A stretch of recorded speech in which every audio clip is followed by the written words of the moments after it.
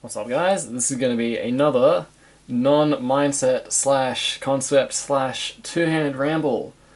Woo woo! This one is on FMC. This is going to be more specifically about how I got good at FMC. This is similar to a ramble I did years ago on how I got good at 3-blind. I'm not necessarily the best FMC solver in the world. I've done quite well for myself. I've been as high as second in the world for mean, and I think I'm currently still in the top 10. I've also gotten an official, quote-unquote, 26.5 average of 12. So, like, I've definitely been at a point where, like, I could do FMC at a very high level. Maybe not as good as some of the people nowadays, but still better than most, and good enough where there will be people that will want to learn from just how I kind of got good at FMC.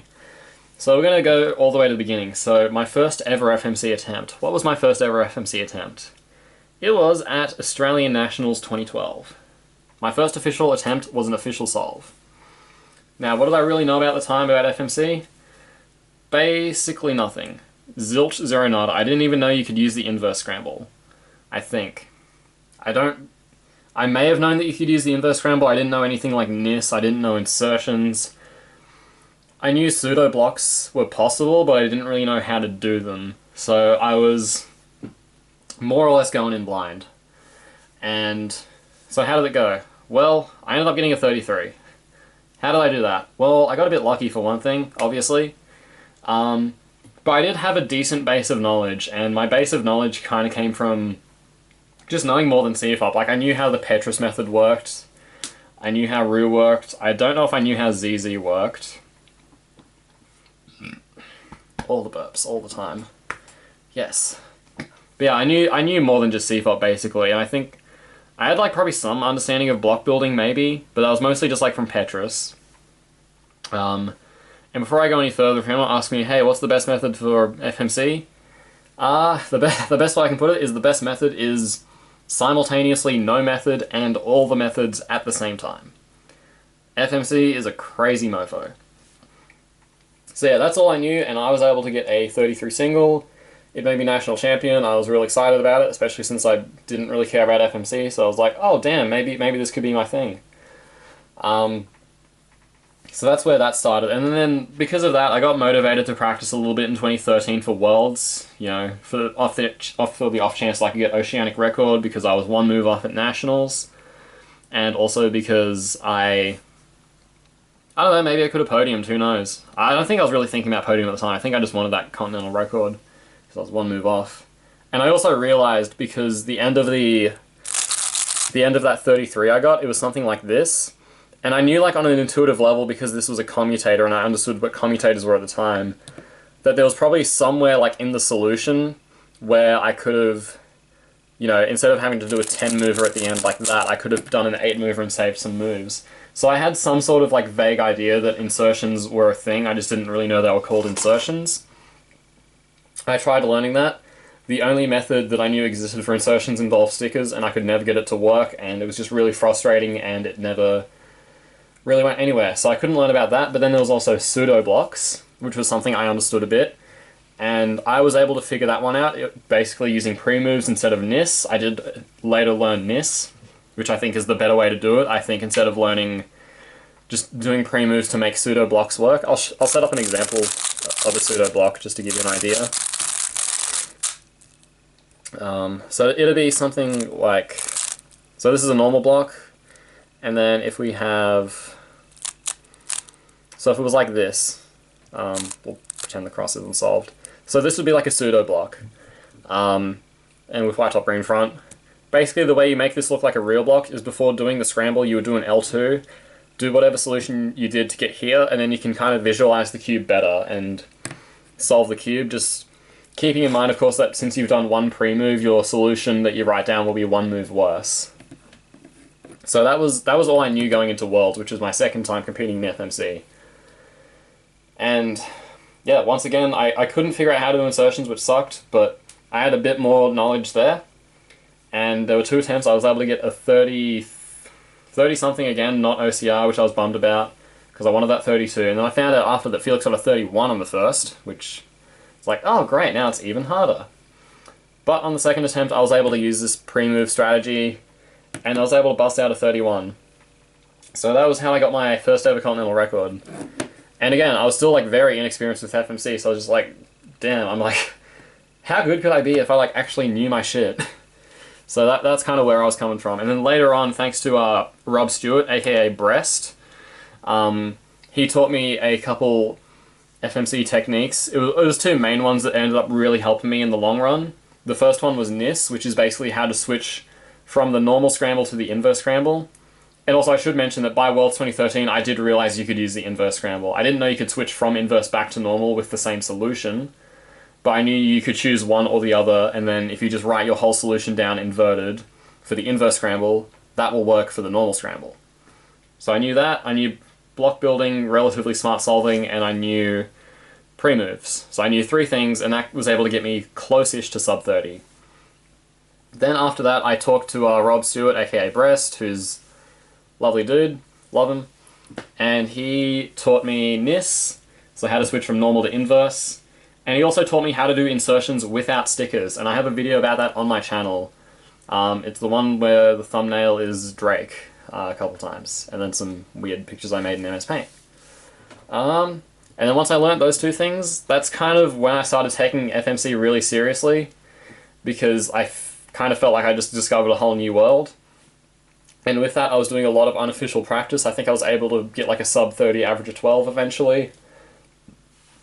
And by the next time I competed, which I think was in 2015 or 2014, I was able to finally get an official mean of 3. It was kind of crap, but you know, my motivate, it wasn't 2015 by the way, so going into 2015 the OCR mean was like 34, so I was like, oh, I can beat that really easily. And then Felix just gets a fucking 27 mean out of nowhere, and I'm just like, yeah, thanks dude, good one. Ugh.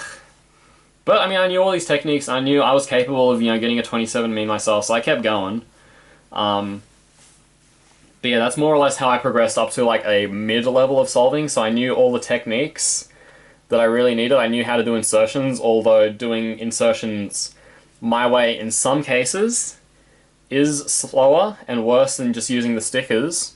However, in other cases, so for skeletons, where there's more than just like only corners or only edges unsolved, but like a mix of the two, I found that my way of doing insertions actually led to a lot of possibilities that I think has only just started to catch on in the last couple of years.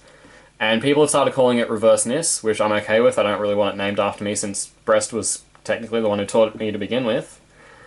But yeah, with that I was able to start doing some really funky stuff with some skeletons. Like if I had like 5 edges, 3 corners, I could just like reverse NIS my way through the skeleton, visualize the cube perfectly, and kind of just use direct solving techniques to try and make a better skeleton out of it and see if I can cancel some moves on the way. Ideally, obviously. And that's more or less what I kind of knew at the time. And with that, I was able to get my mean in 2015 down to about 30.3. Again, not good enough for OCR. And then that same comp, Felix got 28. Doesn't even practice, doesn't even know the shit I know. I was just like, yeah, great, thanks Felix. Good stuff. I'm proud of you. So yeah. And then 2016, so I knew all that same stuff. I think by that point I eventually realized that ZZ, or specifically EO, was very useful for FMC.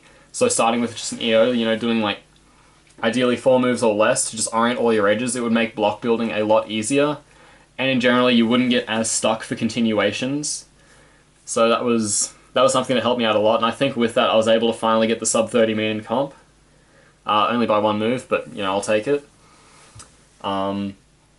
And then I think later in the year in 2016, that was when I was able to travel overseas for a bunch of comps, which meant I could finally do FMC means on a more regular basis. And with that, I was finally able to get OCR mean. I tied it at first at 27.3 with Felix, my good friend, who's a great FMC buddy to me. And then later I was able to actually have it for myself at 26.3. I was like, hell yeah, my record. Go away, Felix. Stick to end by end speed solve, you jerk. So yeah, that's more or less how I progressed from nothing to that kind of level of solving. I'm trying to think if there's anything else I should mention, like detail-wise, that I may have known. I think that was about all I knew. Oh yeah, the other thing, I was very frustrated with trying to get OCR single, so this whole time OCR single was 25. Felix got that in his annoying initial 27 mean. So my best official single, at one point I had a 26.3 mean and I had a 26 single. And it was annoying. And there was also come before where I got my first sub 30 mean where I did get a 26 as well, again one move off OCR, whoop-de-doo. But if I did different insertions I would have gotten a 24, so I was just like, man. And then after I got home from overseas, that was when the camera comp happened in 2016, and I got a ridiculous mean. 26, you know, it was good. 28, it was like, I think 28 I didn't feel bad about because it was kind of a crappy scramble. I probably could have found something better, obviously, but I knew if I got OCR single, if I tied OCR single, I would have tied OCR mean, which is my official mean. And I ended up getting a 20, so hell yeah, I got it. And I was happy, and yeah, so that's pretty much how I went from, you know, nothing, more or less, to the level of solving I'm currently at now, although I have implemented some new things, mainly partial domino reduction I've learned about and I am trying to use. I haven't had like a good single at home with it yet, but once I get more time to practice I want to start trying to do that a bit more. And then another technique that I think it's just to do with like the reverse NIS insertions. People like I think Kale was like the first guy I saw doing some like really ridiculous stuff, and there's probably other people I'm forgetting to mention. But there's like a lot of stuff you can do with reverse NIS, and in general it seems like the metagame for FMC is shifting towards ridiculous skeletons where reverse NIS might give you something crazy good. I know Chris Chi is also very good at that. Carter, I'm going to mispronounce his last name, from Minnesota. He's another guy who's good at it. Tommy Caprilis, he's pretty good at it as well. I've seen like a number of kids who have like been really pushing it, and it seems like you can get a lot of really good singles doing that.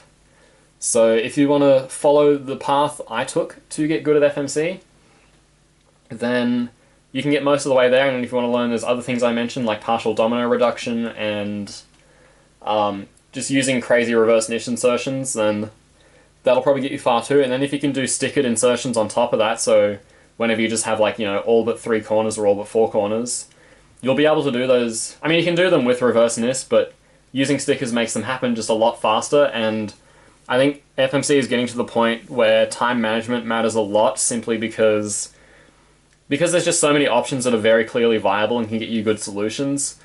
You really have to like take your time management very seriously. So yeah, I'm not really sure what to call this video. I guess it's just like how I got good at FMC. Take from it what you will. But yeah, no, I kind of just like passively got good at FMC, and I mean I put in some effort, but not that much, at least not at first. And you can too. And you know what, if you want to do that, that'd be pretty cool. Get good at FMC, it's a good event, there's good resources. Porkinator, he has a pretty good FMC document guide you can find on the speed solving forums. I have like a pretty old FMC tutorial on my channel, there's like a playlist. I've had most people tell me like they just weren't able to learn it from that tutorial, which is fine, I probably wasn't communicating too well in those videos. But yeah, the resources are out there. The other good way to learn is just like reading people's solutions. So yeah, I guess the last thing I'll say is like, for 99% of the people watching this video, my suspicion is that the biggest thing that will be confusing to you is NIS. Really try and nail down how NIS works, because NIS is... If you don't have NIS, like, you're kind of screwed for FMC, honestly, and in general it seems like a lot of people who don't understand NIS, they have a lot of trouble understanding NIS, and also if they don't practice FMC on a regular enough basis, they're going to forget it. And actually, I think that's kind of what motivated me to practice to begin with, because Brest explained it to me. I was able to do it, so I was like, oh sick, I did it a few times, and I just like stopped practicing, came back, tried to do it again, and I just couldn't do it anymore. And that was kind of when I realized, like, okay, I need to do this on a regular basis, so I just never forget it. So yeah, learn NIS, please learn NIS. And then you can learn reverse NIS, and reverse NIS is sick. Alright, that's it for this one. Thank you for watching.